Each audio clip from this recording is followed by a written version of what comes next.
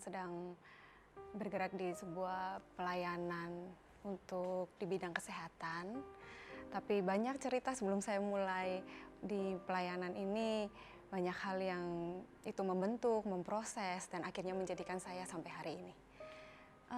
Orang tua saya itu mendidik saya cukup keras, tapi hari ini saya bersyukur dengan semua didikan, dengan semua ajaran, dengan semua yang papa saya itu lakukan dalam hidup saya. Semua yang dibentuk waktu saya masih SMA, waktu saya kuliah, itu sungguh-sungguh bisa membentuk saya jadi pribadi yang nggak mudah menyerah. Yang pertama, mandiri, dan itu sungguh-sungguh saya bersyukur untuk hal itu.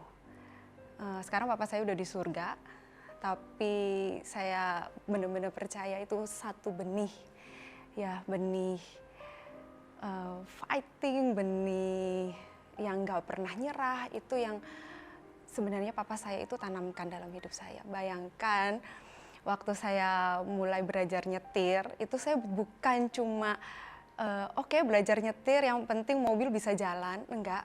Tapi saya bagaimanapun saya perempuan ya, tapi papa saya itu mengajarkan saya sampai saya harus bisa ganti ban sendiri. Kalau ban kempes di jalan harus seperti apa, itu yang mungkin nggak semua orang tua mengajarkan hal seperti itu. Gitu. Waktu saya diajar, saya mungkin hari itu saya marah gitu. Aduh, ini sebenarnya gampang banget tinggal dibawa ke tukang ke servis, ke bengkel gitu ya. Tapi papa saya bilang, enggak, kamu harus bisa. Kamu harus begitu, kamu belajar nyetir, kamu harus tahu dari A sampai Z tentang mobil gitu. Dan saya, puji Tuhan, saya hari itu nurut meskipun dengan jengkel. Tapi saya tahu itu satu benih yang sebenarnya itu papa saya tuh tanamkan dalam hidup saya. Sampai akhirnya Tuhan mengambil hidup saya dari gelap menjadi terang, dan sampai akhirnya saya bisa melayani. Gitu. Ini pengalaman yang sungguh-sungguh berarti sih buat saya. Di mana saya bisa benar-benar melihat mujizat, tapi saya juga bisa benar-benar melihat sebuah keajaiban yang Tuhan taruh. Waktu pandemi kemarin itu bagaimanapun saya bekerja di kesehatan ya. Orang-orang medis, tenaga medis itu adalah orang-orang yang harus ada di garis depan. Dan hari itu waktu pas mulai pandemi itu sebenarnya saya berpikir saya mau tutup aja kliniknya. Saya juga mau prokes di rumah seperti itu. Tapi saya itu ingat satu firman yang Tuhan itu berikan waktu akhir tahun sebelum menjelang pandemi. Pandemi itu kan awal tahun ya, sekitar awal tahun 2020. Waktu di akhir tahun 2019 itu waktu saya berdoa, itu ada satu firman yang sungguh-sungguh merema yang Tuhan tuh bilang gini, jangan takut dengan apapun nanti yang akan terjadi di depan.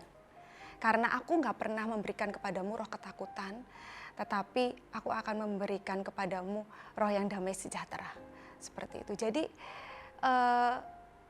dari situ waktu mulai pandemi itu tiba-tiba firman yang Tuhan berikan waktu akhir tahun itu muncul di hati saya. Dan saya mulai berkata, Tuhan, ini waktunya saya berjalan dengan Engkau.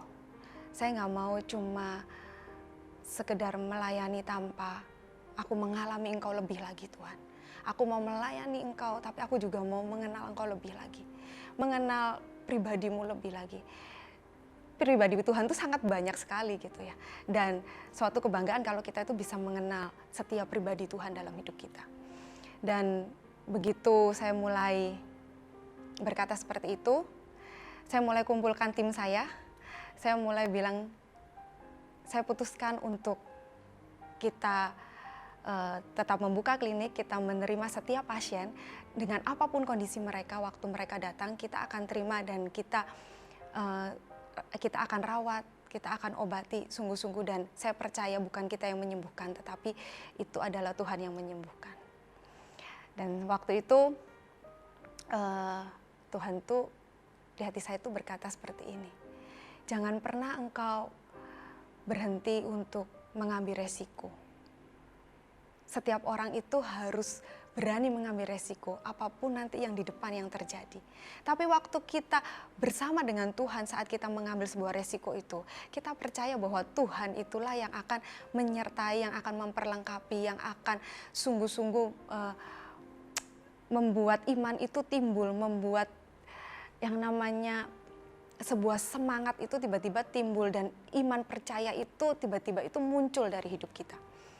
Dan waktu saya mulai menerima 1, 2 pasien, 3, 4, sampai akhirnya itu ribuan ya pasien yang sudah ditangani sampai hari ini, itu sungguh-sungguh saya melihat setiap mujizat demi mujizat. Saya nggak pernah tergeletak Bapak Ibu, saya nggak pernah tergeletak sakit karena yang namanya sebuah virus yang hari-hari ini kita sedang hadapi bersama. Saya tahu itu bukan karena kekuatan saya, tetapi saya tahu itu karena sebuah perjalanan bersama dengan Tuhan.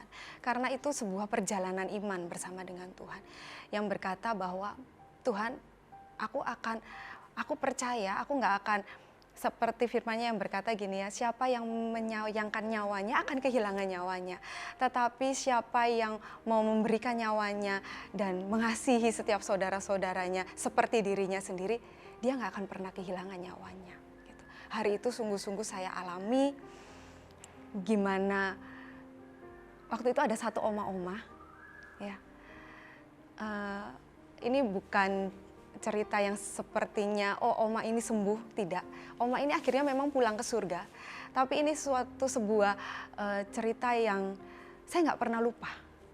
Hari itu oma ini datang ke klinik, kira-kira sudah sekitar jam 11 malam. Dia datang itu dengan berkata, saya ini udah ditolak di semua rumah sakit karena penuh, ditolak di semua klinik karena penuh, dan dokter praktek pun sudah nolak karena dan menyerah. Pokoknya saya disuruh di rumah saja. Gitu. Sambil ya saya tahu hari itu nafasnya sudah terengah-engah. Tapi hari itu saya bilang, waktu itu klinik penuh nggak? Penuh. Tapi hari itu saya bilang gini, Oma, oke, Oma, pokoknya kita bersama-sama. Oma di sini, saya melayani Oma, saya merawat Oma. Oma juga percaya bahwa Tuhan memberikan yang terbaik. Hari itu Oma itu masuk sekitar jam 11 malam, langsung kita tangani dengan sangat cepat.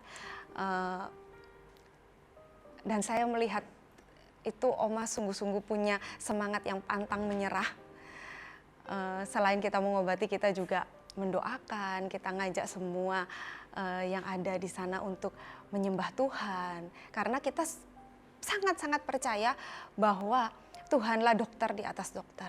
Tuhanlah yang menyembuhkan, bukan manusia, tapi Tuhan yang menyembuhkan. Dan hari itu Oma dengan kekuatan yang mungkin udah gak seberapa gitu. Tapi Oma ini ngangkat tangan dan terus nyembah Tuhan dan berkata, Tuhan Engkau baik. Sampai hari ini bahkan Engkau izinkan aku sakit, itu Engkau tetap baik. Dan saya tahu rasanya di hati ini Tuhan itu seperti sudah mau menjemput Oma ini. Terus saya terus perhatikan selain juga banyak pasien yang lain, tapi salah satu yang menarik perhatian saya itu Oma ini. Dan waktu Oma itu, saya nggak tahu itu sekitar jam 3 pagi atau jam 4 pagi, Oma ini manggil saya. Waktu Oma ini manggil saya, Oma ini berkata seperti ini. Waktu Oma panggil, saya dekat ke Oma. Terus Oma tiba-tiba peluk saya, terus Oma itu bilang gini, terima kasih ya. Waktu Oma bilang terima kasih ya, itu saya tahu itu benar-benar seperti ada ucapan syukur yang sungguh-sungguh mengalir dari seorang yang sebenarnya udah nggak punya kekuatan gitu. Karena nafas juga udah satu-satu ya. Dan saya mulai nyembah. Dan waktu saya mulai nyembah, saya bilang, ayo Oma, pokoknya kita terus berkata bahwa Tuhan itu baik. Terus nggak lama Oma itu nutup mata, senyum, dan akhirnya Oma itu menghembuskan nafasnya yang terakhir. Tapi mungkin itu bukan sebuah yang berkata, kok nggak sembuh? Kok Tuhan nggak bisa menyembuhkan? Enggak. Gitu. Tapi hari itu di sekian banyak pasien yang mungkin ngalamin mujizat, justru saya itu sangat diberkati dengan Oma ini.